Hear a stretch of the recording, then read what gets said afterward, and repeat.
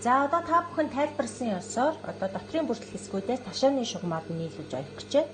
За ташааны шугамаараа нийлүүлээд за юбгийнхаа доод ирэмгийг сайхан чицуулаад бүртгэл хэсгийнхаа ирэмгүүдийг чицуулаад ирэмгээс 1 см-ийн зайтай хавсарч ойно. За мэдээж оёлын ихтэй төгсгөл 1 см буцааж заавал бүхэлсэн байх шаардлагатай.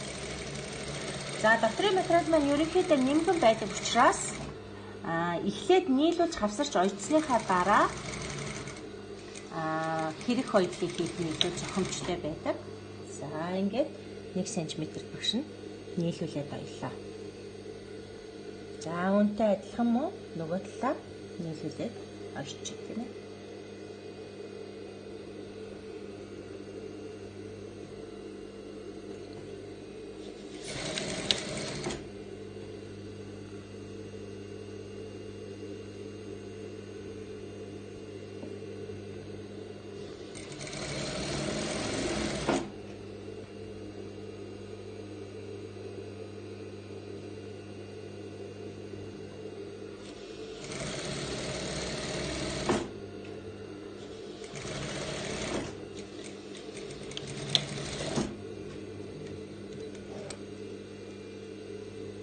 За ингээд нэгтгэж оёлоо.